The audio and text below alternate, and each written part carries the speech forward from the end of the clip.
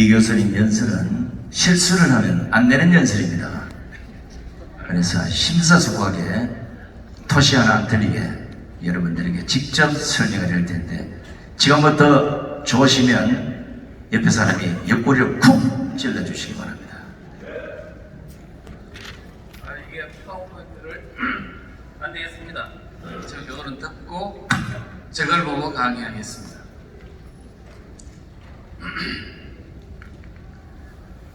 주제는 박정희 정부의 경제개발정책 바로 알기라는 강의를 하게 되는 이희천입니다.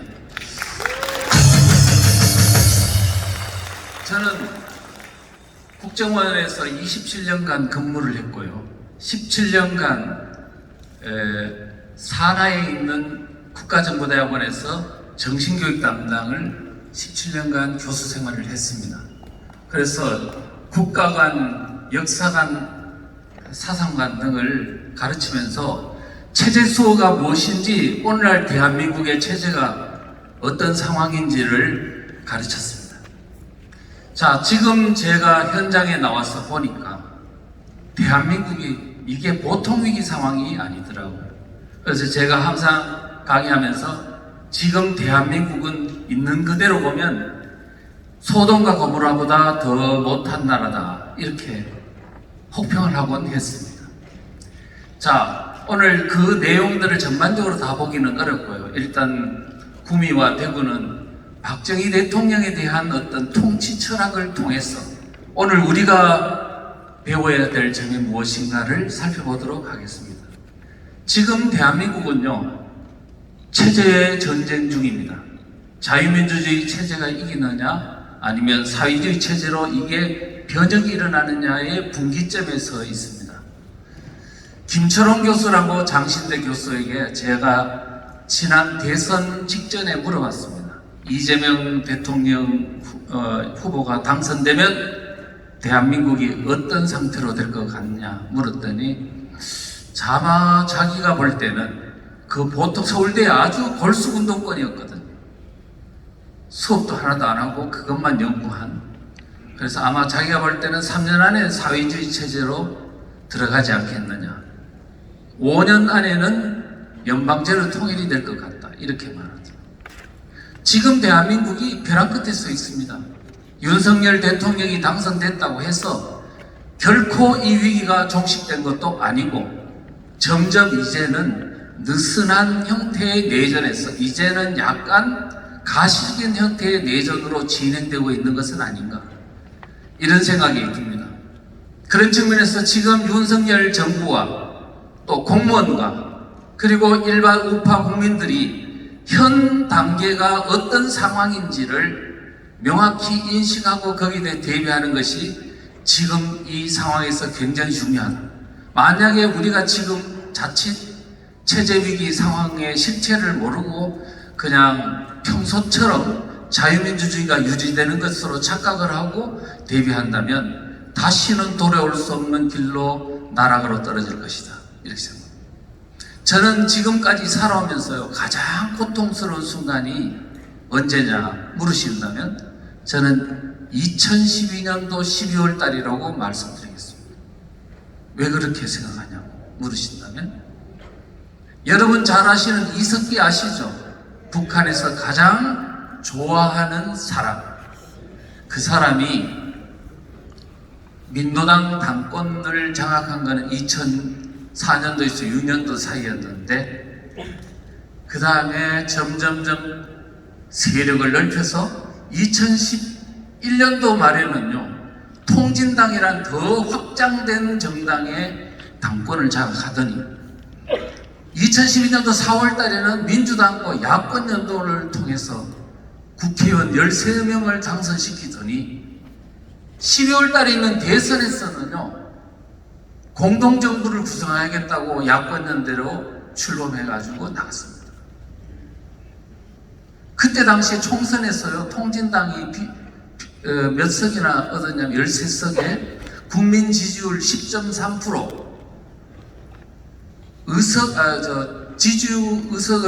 지지표는 얼마냐면 220만 표를 얻었습니다. 10.3%면 대단한 겁니다. 자, 거기다가 문재인을 앞세운 민주당의 표를 합친다면 박근혜 대통령 후보는 그거는 게임이 안 됩니다. 그런데 저는 그 상황을 보고 이제는 결국은 민주당과 통진당이 공동정부를 구성한다면 어떤 정권이 될 것이냐 하면 그거는 일반 사람들이야 국회의원 수 많은 민주당이 주도권을 잡을 거라고 생각하지만 제가 볼 때는 게임이 안 됩니다. 통진당이 잡습니다. 왜 그러냐고 물으신다면 통진당 주변에는요 민노총, 정교조, 범민련 온갖 1,500개, 1,800개의 좌파단체들이 다 통진당을 중심으로 연결이 되어 있기 때문에 민주당 국회의원의 숫자가 많지만 그들은 견인 대상이라고 그들이 다 말하고 있습니다. 그래서 결국은 그때 공동정부가 구성됐다면 대한민국은 그야말로 이석기가 실권을 장악하는 대한민국이 드디어 탄생할 뻔했습니다. 그런데 저는요 살고 싶지가 않았어요. 70년 1945년 48년에 이렇게 어렵사리 대한민국을 건국했는데 결국은 2012년도 그 불과 한 60몇 년 만에 이렇게 나라가 멸망하는구나 라고 생각했습니다. 박정희 대통령의 이 경제개발을 통해 허리띠를 졸라매서 노력했던 게 결국은 이 꼴을 보려고 했나 그런 생각이 들었습니다. 그랬는데 하나님께서 우리 대한민국을 아마 기독교 숫자가 너무 많아서 도저히 이거는 멸망시키기가 힘들었던 것 같아요. 통진당 내에 비례대표 부정선거 문제가 들통나가지고요 고발하고 해서 5명이 구속됐습니다. 2, 3개월 동안 그냥 난리가 났어요. 언론에서요. 통진당이 뭐야? 보니까 옛날에 1심에 간첩단사랑도 연결되어 있네. 왕재산 간첩단하고도 연결되어 있네. 이런 세력이 안에 있었구나. 그거 몰랐네 우리가. 이렇게 해서 10.3%에 이르던 지지율이 뚝뚝뚝뚝 떨어지더니 2, 3%까지 떨어지니까 민주당이 야권연대를 깨더라고요. 그리고 문재인 대통령 단독으로 출마했습니다.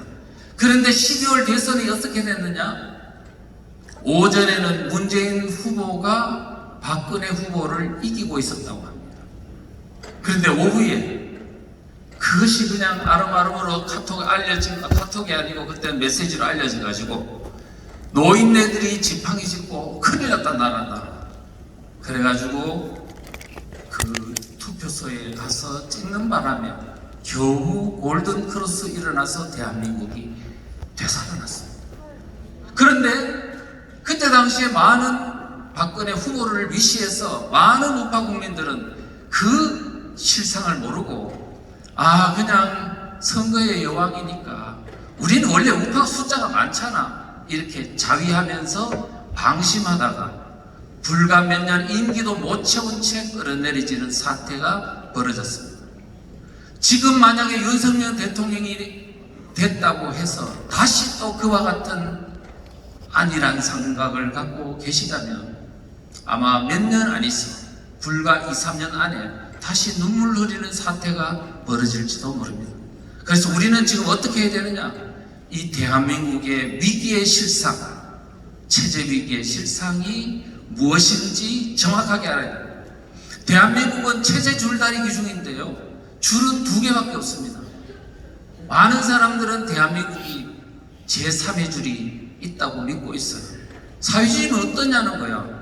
그리고 사회주의가 어떠냐니 그게 무슨 말이야? 그랬더니 유럽의 스웨덴도 핀란드도 영국에 있는 노동당도 다 사회주의인데 잘 살고 괜찮지 않느냐고 그래요. 그거는 전향된 자유민주주의로 전향된 사회주의입니다. 그거를 사민주의라고 하죠.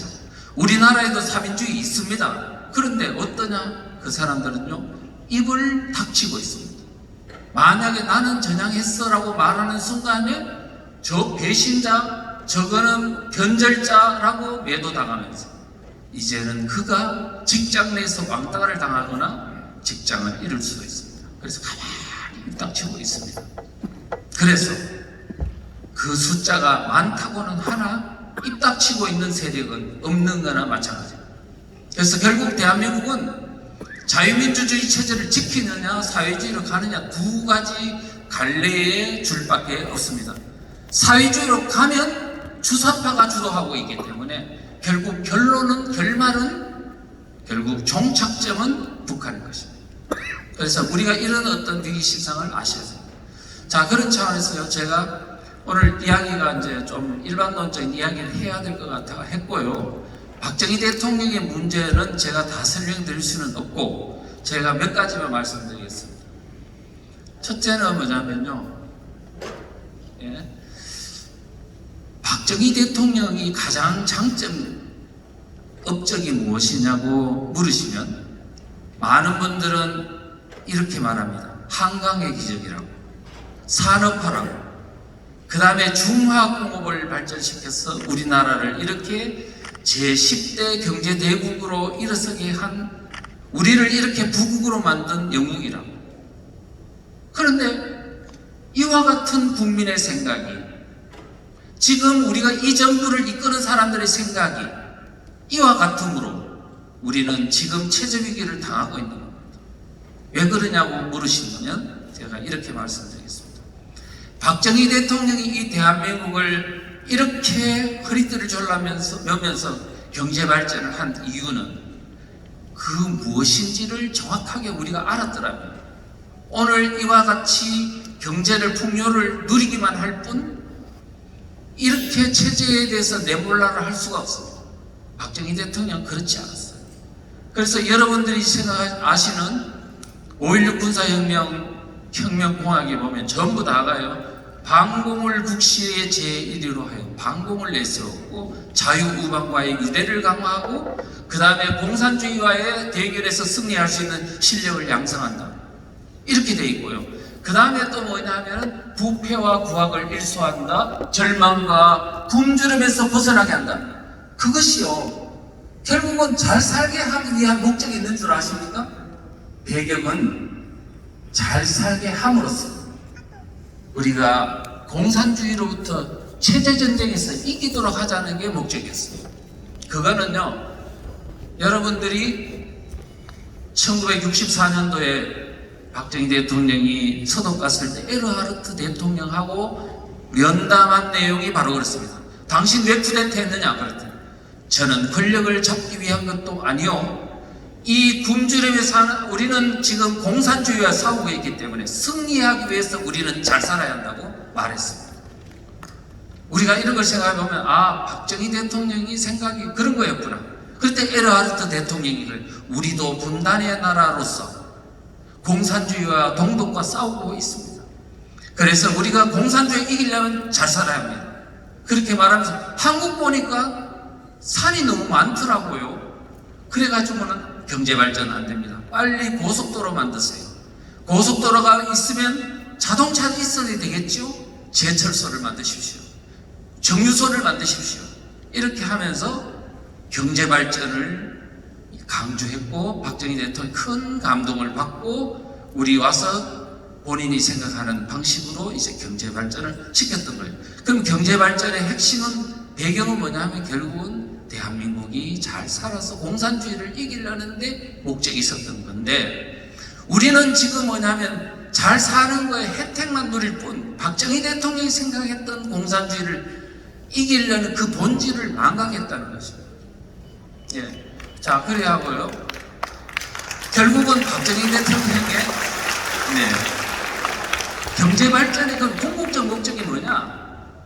궁극적 목적을 잘 해놨더라고요. 뭐냐 하면은 단순한 경제 발전이 목적이 아니고, 자 보십시오. 박정희 대통령이 강조했던 글입니다. 이게 경제 발전, 그것은 조국군 대화를 낳고 조국군 대화는 결국 나아가서는 자유민주주의를 낳고 자유민주주의를 통해서 뭘 하냐? 조국 통일을 한다는 그런 가장 궁극적으로는 반공을 하는 이유는 대한민국의 자유민주주의 체제의 통일, 자유통일, 승공통일을 위해서 했다는 겁니다. 지금 전 목사님 말씀하신 자유통일을 위해서 사실은 그렇게 한 겁니다. 그 목적을 분명히 아시면 크게 도움이 될 거다 생각합니다. 마지막으로 우리가 이제 중화공업 잘 아시죠?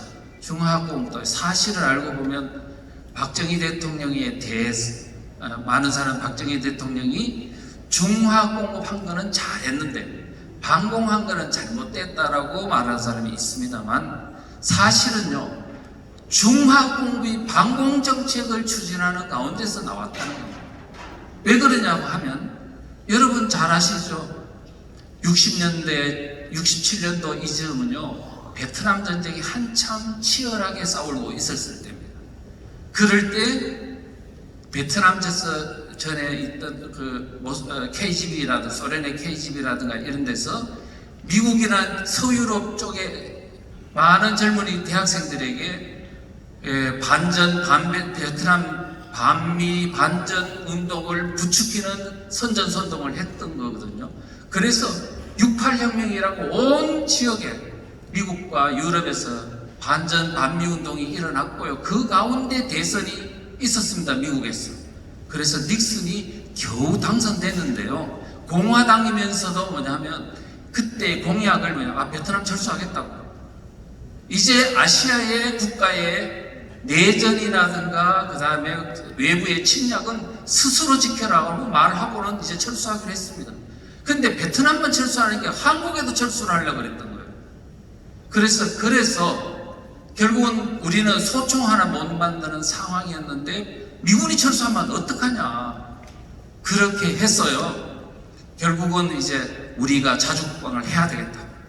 이제 자주국방 정책을 추진했는데 문제는 뭐냐 하면 자주국방 무기를 만드는 거는 정밀 가공, 화학 그런 어떤 업종이 발달되지 않으면 안 된다는 거예요.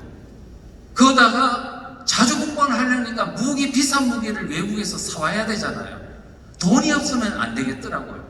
그래서 박정희 대통령이 오원철이라는 그 어떤 천재적인 인물의 조언을 받아서 이제 자주국방과 중화공업을 동시에 그 오원철이 어깨에다 맡기고 둘이 계속 토론을 하면서 대한민국을 두 개의 정책을 다 완성시켰다는 겁니다.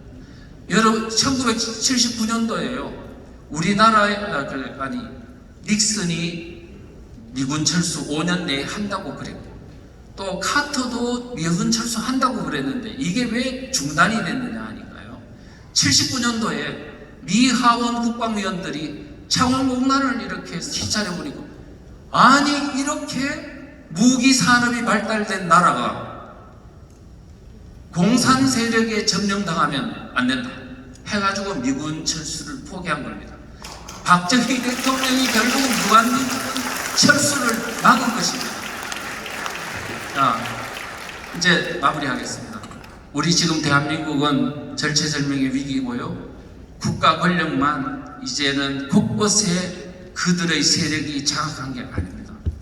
지금 3,490만 개 읍면동의 마을에도 주민자치회니, 마을교육공동체니, 또 마을경제공동체니, 또 자치경찰제니 이와 같은 어떤 마을 권력을 그들이 손아귀에 장악하고 경제적 권력까지 장악해서 주민들을 포섭하는 지금 작전을 꾸미고 있습니다.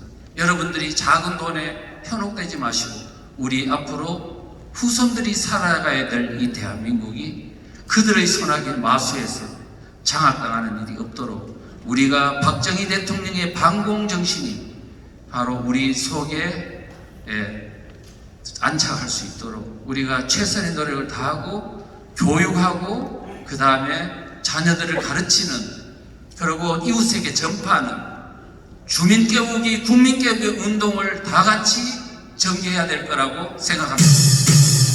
감사합니다. 네, 수고하셨습니다. 자, 대한민국을